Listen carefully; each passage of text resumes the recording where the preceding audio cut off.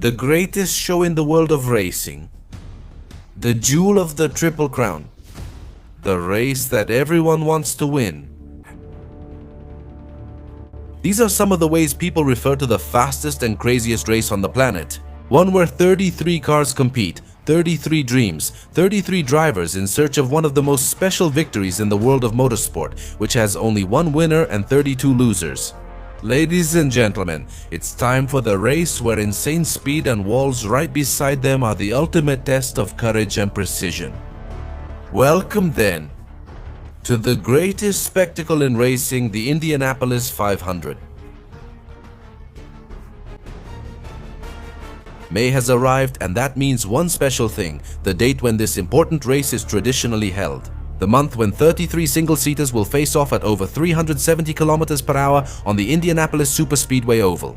In a race not suitable for those who suffer from claustrophobia or those who can't handle ridiculously high speeds. Like every May, the IndyCar drivers will be at the Brickyard, looking to win a race that for many is more valuable in itself than the series championship. Well, they say that winning the Indy 500 completely changes the life of the one who crosses the finish line first after lap 200. Few races worldwide offer as impressive and valuable a showcase as this Triple Crown jewel. However, only one winner emerges from this race. This Sunday, Indianapolis will choose the one who will bask in glory and whose name will go down among the greatest in the history of not just IndyCar, but all of motorsport. The Indy 500 is about to begin. A race like no other in the world, where courage, speed, luck and guts will determine the new driver who will make history in the world of motorsport. Ladies and gentlemen, let's begin the preview for the 2026 Indy 500 of the IndyCar Series.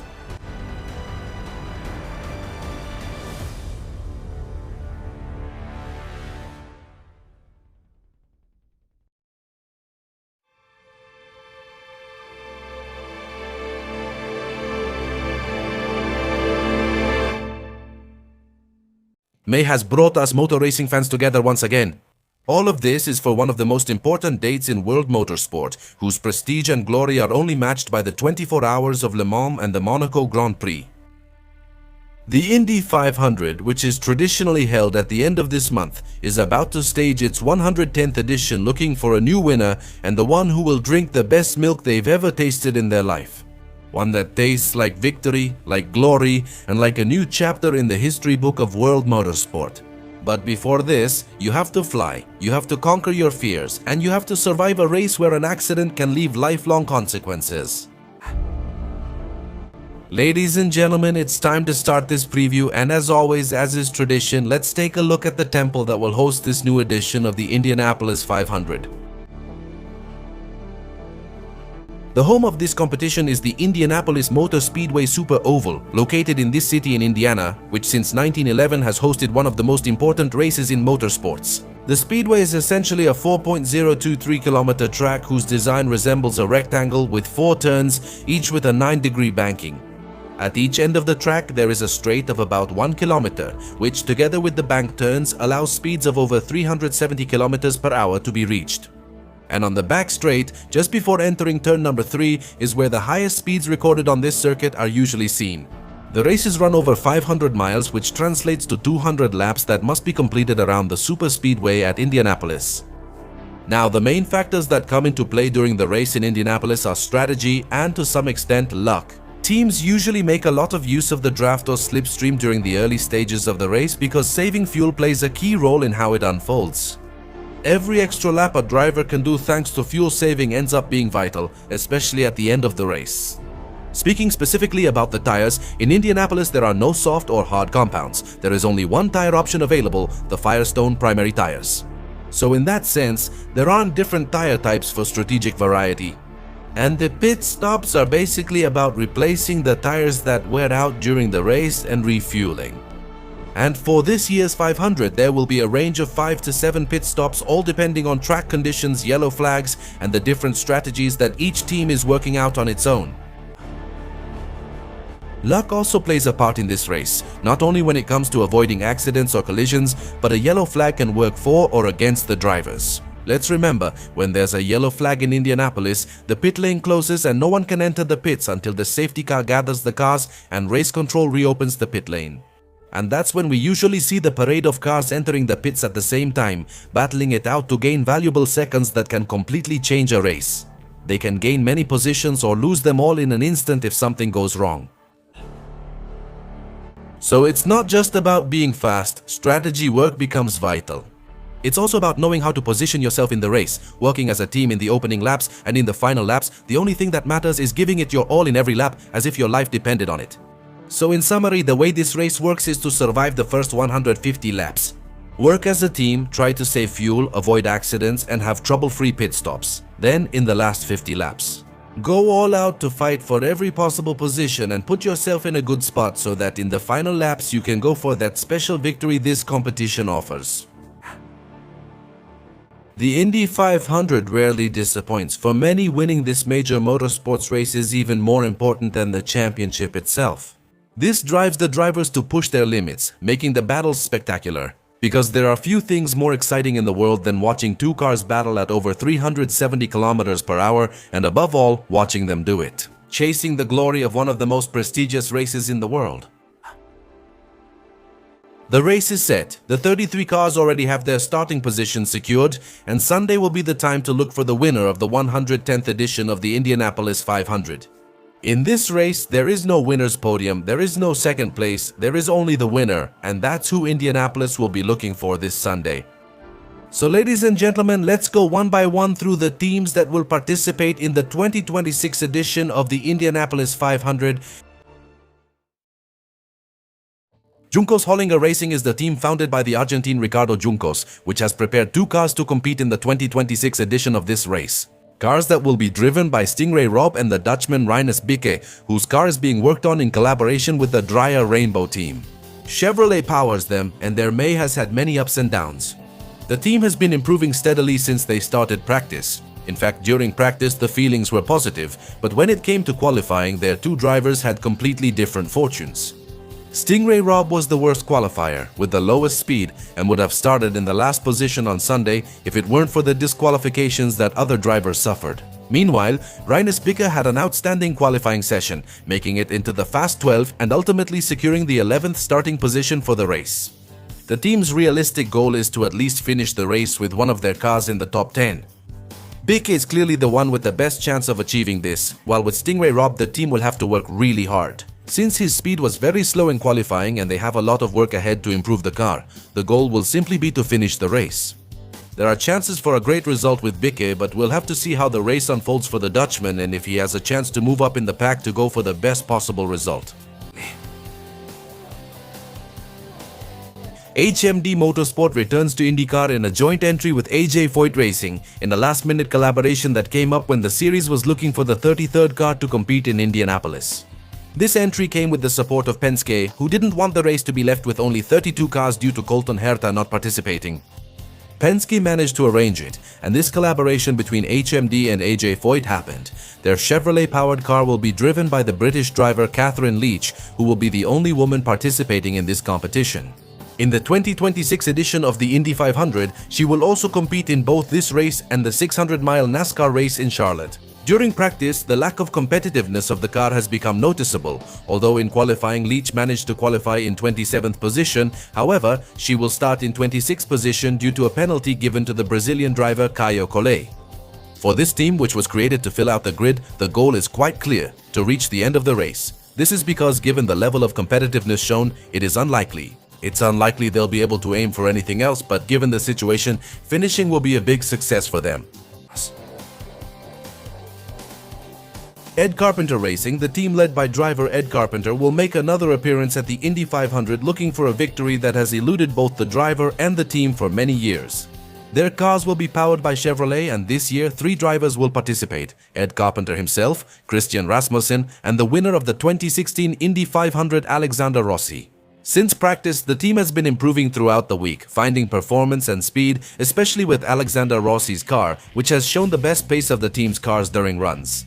The qualifying itself was quite uneven in terms of luck and competitiveness shown, as well as results. In the qualifying session, Christian Rasmussen will start in position 15, Ed Carpenter in position 13. But Alexander Rossi once again showed his good form, managing to qualify in second position, making it a very solid qualifying session for him.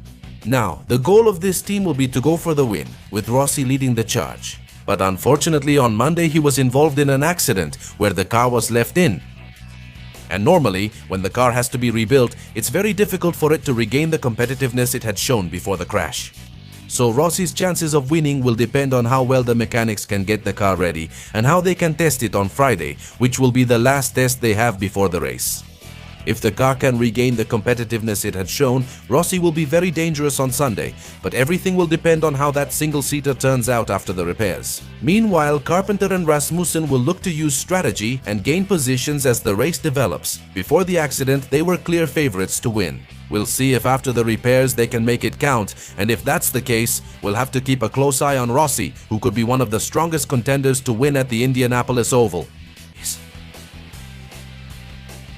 Dale Cole Racing hasn't had an easy week at the Indianapolis Oval, and this year they'll be competing with two cars, featuring former Formula One driver Romain Grosjean and one of the race's rookies, the Norwegian Dennis Hogger. The team is powered by Honda, but their performance has gotten off to a bad start. During practice, the pace looked promising, and Grosjean was able to work well in the simulations and was showing speed. But when it came to qualifying, everything went pretty badly for this team, as they ended up with very low positions on the grid due to a lack of speed. And Romain Grosjean will start in position 24 while Dennis Hogger will do so in position 29. The team will use the remaining practice sessions to fine-tune their pace and aim to move up the grid during the race. But things have gotten much more complicated, and they will have a very tough job when it comes to making a comeback and facing the Great American Race. The Andretti team is one of those that is always expected to be strong in this competition. It's no coincidence. We're talking about a team that has won the Great American Race 5 times. This year, for their part, they have entered only 3 cars, although the initial plan was to enter the race with 4 single-seaters. In the end, this couldn't happen due to Colton Herta not participating, as he will be competing in Formula 2 in Canada that same weekend. The cars are powered by Honda, and the drivers will be Will Power, winner of this race in 2018 Marcus Ericsson, the winner of the 2022 edition, and Kyle Kirkwood. However, if there's something this team has been lacking, it's speed. They started the month of May showing an interesting pace, but in the end, the lack of speed became quite evident. Andretti couldn't get any of their cars into the Fast 12, and on Sunday, Ericsson will start in position 17, Power in position 19, and Kyle Kirkwood in position 25. This team's problems began when it was time to accelerate. Since Friday, they had already noticed the lack of power that hurt them in qualifying. But now, thinking about the race, they've reported that the car is difficult to control, but that there's potential for Sunday, where they hope to regroup and move forward, trusting in the speed the car seems to have, not counting the qualifying speed. The truth is that the team has already started off badly, and now they'll have to make a comeback, so even if there is potential, they'll have a tough job recovering positions during the Indy 500. Penske is one of the big favorites when it comes to the Indy 500, as they are always competitive. And this time they arrive at the Indianapolis Oval with 3 cars, driven by the Americans Joseph Newgarden, the winner of the 2024 edition of this race, David Malukas, and the New Zealander Scott McLaughlin, who will be driving Chevrolet-powered cars. Although you must be cautious with this team, their qualifying performance has not met Penske's expectations. Newgarden, who is usually one of the most dangerous in this race, had a session to forget, qualifying in 23rd place. McLaughlin, for his part, dropped out in the Fast 12 and will start in 9th position, but David Malukas has saved Penske by putting the car in 3rd place. Regardless of their qualifying positions, they've always had the pace, and you always have to consider them as contenders for the win, no matter where they start. Obviously, Malukas will carry the responsibility of being the spearhead for Penske, and he has a great opportunity ahead of him to take the victory, which is what Captain Roger Penske's team is aiming for this Sunday. Meyer, winner of the race in 2021, he has entered 3 single-seaters that will be powered by Chevrolet to compete in the 2026 edition of the Great American Race. Cars that will be driven by Marcus Armstrong from New Zealand, Felix Rosenqvist from Sweden, and the 4-time winner of this race, the Brazilian Helio Castro Neves, who in fact was the one who gave them the victory back in 2021. All 3 cars have shown great speed throughout the month of May, especially the one driven by the Swede, which during the qualifying test had shown a much higher speed than that of his rival.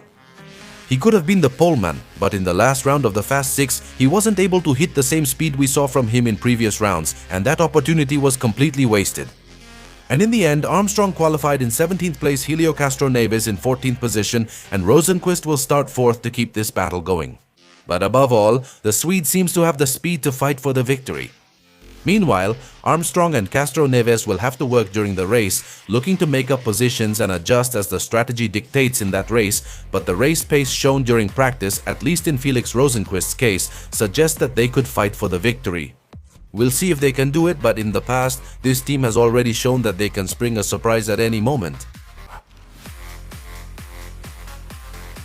Dreyer Rainbow Racing has entered 2 cars to compete in the 110th edition of the Indianapolis 500, with the cars driven by American Connor Daly and Briton Jack Harvey.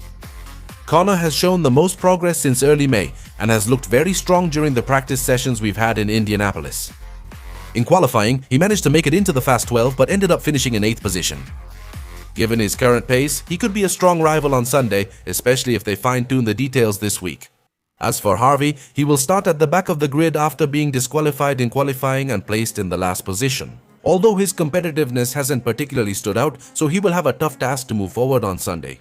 This means that the team is putting all its chips on Connor Daly, who has been looking for a great result in this race that has eluded him several times, but if everything falls into place, he could have his big chance for that great result he's been seeking in 2026.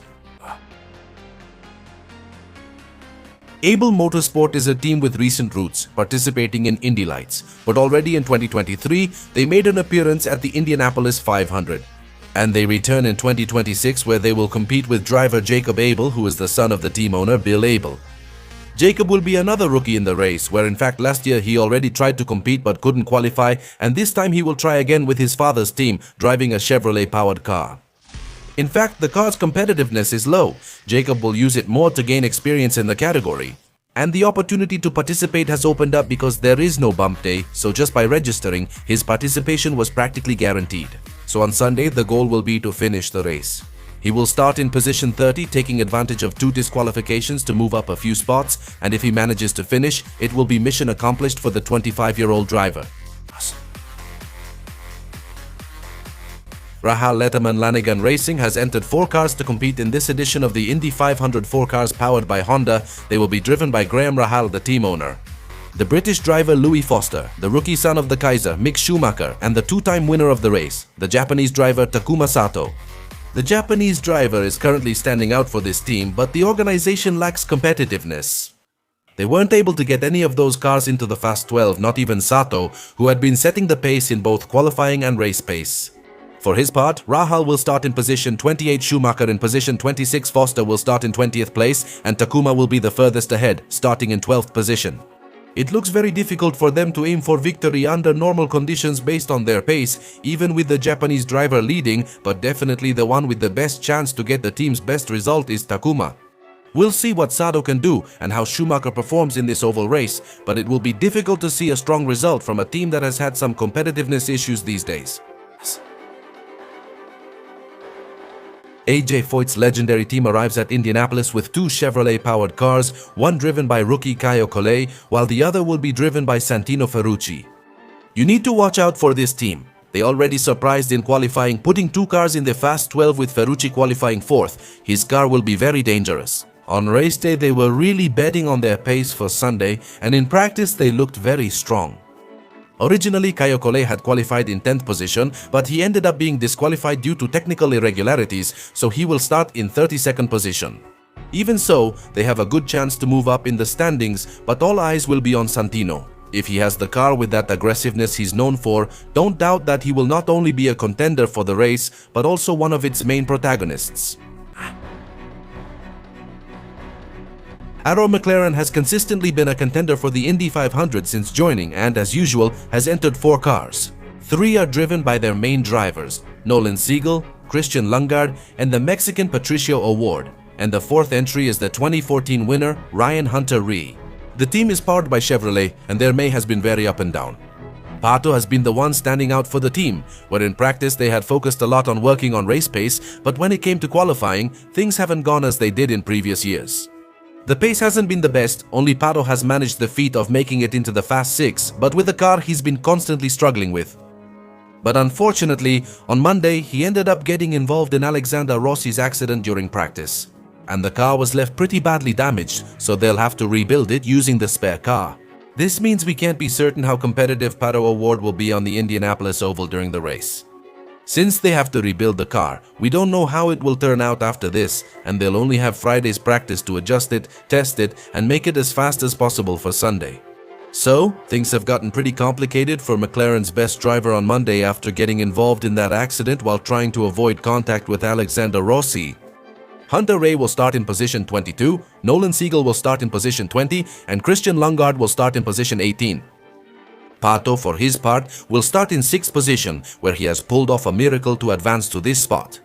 But despite the fact that the qualifying pace hasn't been with them, they hope that the work done during the race simulations will give them enough pace to fight, especially for the Mexican driver. It all depends on how the car turns out after rebuilding. The truth is that McLaren hasn't started strong. They've already had problems with their best driver on Monday, so things look very complicated for the race, where in previous years they had been clear contenders for victory. The defending champions arrive as one of the favorites to repeat last year's victory. Chip Ganassi enters 3 cars into the competition powered by Honda, with Keith Simpson, Scott Dixon, the winner of this race in 2008, and the series champion and defending 2025 winner Alex Palou participating. This team has been very strong throughout the month of May. It's no surprise they got all 3 of their cars into the Fast 12, and Palou is the pole sitter for the competition, starting from the best position for the 110th edition of the Indianapolis 500. And we know that the Palou-Ganassi combination is one capable of dominating. They are strong favorites to win, with Palou leading the group, but with Dixon in 10th place and Keith Simpson 7th to start the race, so they'll have all 3 of their cars in the top 10 to play with strategy and have different options for victory. Given the team's current form, Ganassi is likely the top favorite to win with Palou and repeat last year's result. They will be the rivals to beat, and definitely the Spaniard will be the most dangerous competitor on the grid. So Ganassi has everything on his side to have another great weekend in Indianapolis. He has his 3 cars very well positioned, he has an extremely fast single-seater, as Alex Palou has shown. They simply have to make it count on Sunday, and they are the biggest favorites to take the victory again. This weekend, the sky over Indianapolis could be decisive. Temperatures won't be that high, ranging between 22 and 25 degrees, but cloudy skies are expected to help soften the sun's impact, while the chance of rain is only about 25%, so it will be a minimal threat, but it will still be present at the oval. Other than that, let's hope we don't have any rain that could stop the race. But ladies and gentlemen, let's get ready for stable weather for the Indianapolis 500 this Sunday, 2026. And finally, as is tradition, a round of trivia about the American competition and what it means. The Indy 500 is a race that has been held since 1911, a race that was part of the official Formula One championship calendar and counted for points from 1950 to 1960. And it is part of the Triple Crown of Motorsport as one of the 3 most prestigious races in the world, along with the 24 Hours of Le Mans and the Monaco Grand Prix of Formula One. And since it's such a special race, it has its own traditions. One of them is, for example, the typical and traditional 3 abreast starting grid, which is unique in the world and has been implemented since 1921, where the width of the track is used to make this spectacular start, one of a kind, which year after year creates one of the best sights in motorsport in general. Unlike traditional motorsports, the winner of this competition doesn't drink champagne or sparkling wine, but instead a bottle of refreshing milk. All of this started back in 1936 when the driver Louis Meyer, after winning this race, asked for buttermilk to refresh himself and quench his thirst after an exhausting competition. And starting in 1956 in collaboration with the Indiana Dairy Association, it became a tradition to give the winner of this event a bottle of milk in honor of that gesture made by the thirsty Louis Meyer. And where each driver, before the race, chooses the type of milk they want to drink in case they win the competition. The trophy representing this competition is called the Borg-Warner Trophy. This is displayed in the winner's circle and has the unique feature of having the faces of everyone who has managed to win the race engraved on it. But the driver is not given this trophy. The winner is given a smaller one called the Baby Borg, which is basically a miniature copy of the giant trophy.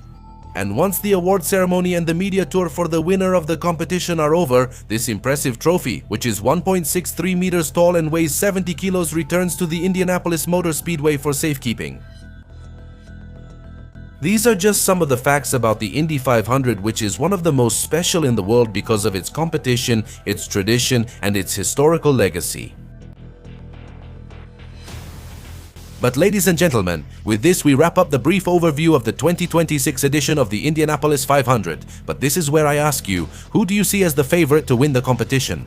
Who would you like to see win the race? And which drivers will you be supporting during this year's 500? Let me know all your opinions in the comments section. That's it from me. Goodbye. If you liked this video, please give a thumbs up, subscribe, turn on notifications for new uploads, and share it with your friends. I also invite you to follow us on our Instagram and Twitter accounts. The links will be in the description of this video, and I'll see you soon for more content here on your Skyline Racing channel.